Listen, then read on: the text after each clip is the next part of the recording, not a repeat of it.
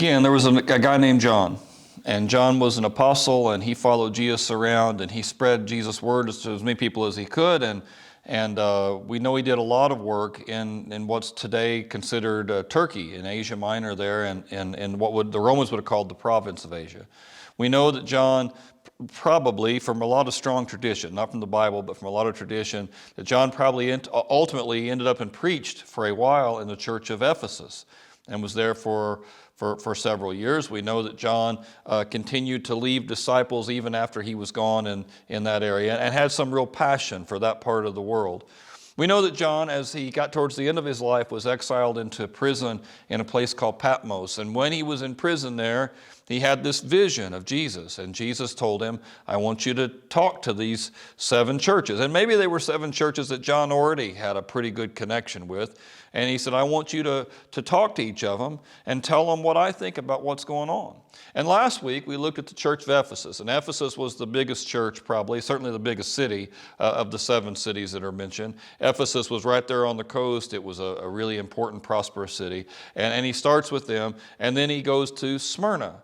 And Smyrna is the next one that he's writing. Smyrna is still a city in that part of the world. You can go there, and it's called Izmir today, and you can find the city of Smyrna. And it's also a seaport city right there on the coast. And it was a very wealthy city because a lot of trade, a river came through Smyrna to the sea there. And there was a lot of trade from the interior of Asia Minor, of Turkey, that came out to the sea there, and a lot of money changing hands.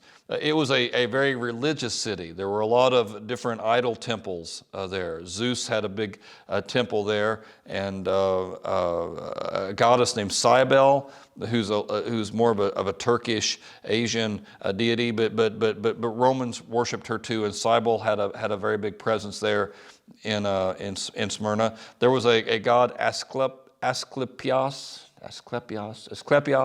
the goddess of medicine and science, a god of science and medicine, and a lot of people would go to study them, but there was also a kind of a medical study place there, a medical hospital where they were constantly doing research in that time period. So it was a very wealthy, very religious, very intelligent, prosperous city, Smyrna was. And there was one other thing that kind of set them apart, that they were one of the early adopters of something that became known as a cult of the emperor worship, or emperor idolatry there, where they would worship the Caesars. Even before the Caesars were really coming into existence, Smyrna had a temple to the spirit of Rome. They built it about 200 years before Christ. And then after the Caesars started coming, Smyrna was given the rights by Rome to build a temple to Tiberius. And there were like 11 other cities that were competing for that honor, and Smyrna won it. That they could build the temple to Tiberius. And it was the first temple to the Caesar in the whole world. And that as new Caesars came after Tiberius, that cult of emperor worship grew and grew and grew until finally around 81 years after Jesus was born, 81 AD, an emperor named Domitian came along. And he formalized emperor worship and required it. And so we have records from a lot of different people, but like in Barclay's commentaries, he talks about how you were expected to go once a year and burn incense in front of that altar to the Caesar, to Domitian, and you would say, Caesar is Lord, and just toss your incense in there. It took about 2 minutes, and if you would do that, they would give you a little certificate that said you were a loyal citizen of Rome, and then you could buy and sell and do all sorts of other things, and and that's all it was. But the Christians wouldn't do it. The Christians felt like it was idolatry of the very worst sort, that only Jesus was Lord. And even though I don't know that Romans really thought they were worshiping Caesar as much as they were just paying homage, it was a bridge too far for the Christians, and they refused to do it. They wouldn't take part in it. And so the persecution that broke out under Domitian against the Christians was pretty intense. It's not as famous as what happened under Nero, but in a lot of ways it was probably worse in terms of how many Christians were affected by it and how many Christians were killed or impoverished because of the state-sponsored persecution. And this would have happened about the same time that John's writing his letters to the different churches that Revelation is happening. In fact, a lot of people think that Domitian's the emperor, the Caesar, that puts John on that island to begin with. Now, last week, the church to Ephesus was a lot longer letter. It was like 7 verses. This one's only 3 or 4 verses. It won't take us long to get through it. So here it goes. He says, "To the angel of the church in Smyrna, write, these are the words of him who's first and last, who died and came to life again."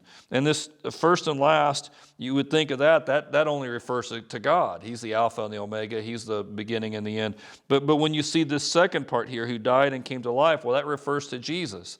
And so here in Revelation, the last book in our Bible, in Revelation 2:8, they're kind of tying God and Jesus together. It was a really early thought amongst the Christians. He says, "I know your afflictions."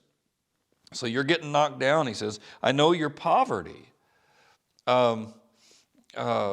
It's kind of a weird thing because, like I said, Smyrna was a rich city. It had a high, for the standards of the age, had a high standard of living. But the Christians there, and they're not doing well. And maybe, again, that's because of the afflictions. Maybe it's because of the persecution. Maybe to follow Jesus was going to cost you a lot.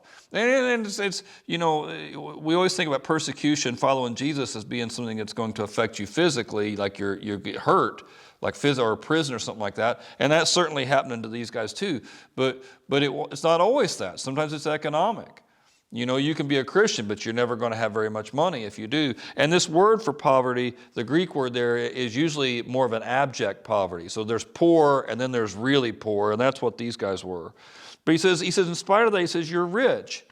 So you might think of yourself as poor because you don't have much money, but Jesus says, I think of you as rich because you're getting closer to me. Your heart's changing all the time. You're getting stronger and stronger and stronger. And he really brags on them. He says, I know the slander of those who say they're Jews, but they're not. They're just a synagogue of Satan. And we really don't know what this is. And as I'm recording this here, the news out of Israel is just about 3 or 4 days old. And I get nervous.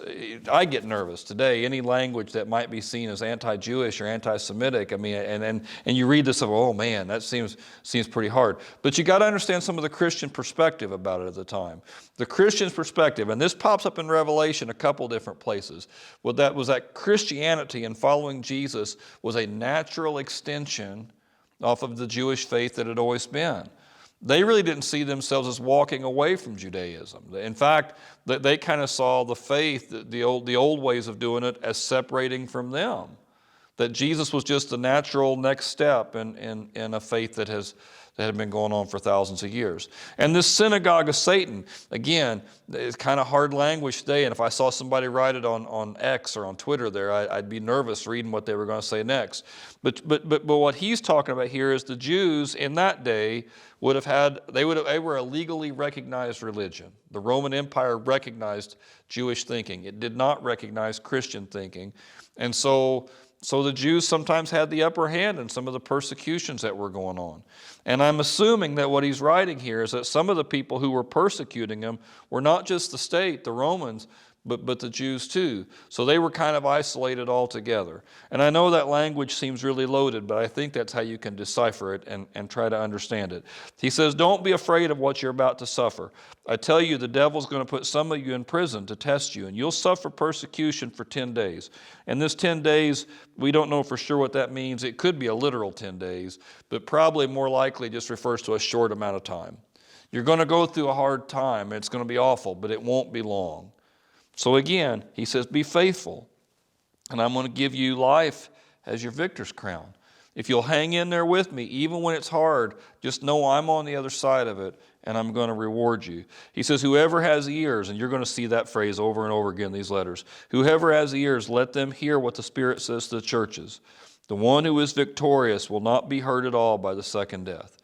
So we have ears, right? We're supposed to read this stuff, and okay, what's he saying to them? Well, maybe he's saying that same thing to us. Now, unlike the church in Ephesus, where he had a little negative thing to say about them, you forgot your first love, you've walked away from it. Nothing really negative for these guys. You're doing everything right, and yet you're still getting hit. And you know, for a church, when you're doing everything right and you're still getting hit, it gets very easy to wonder, okay, God, if I'm doing everything right and still paying a price, then what are you going to do? And when are you going to step in? And when are you going to help? And so he says, remember, I'm not going to quit on you. The cross proves it.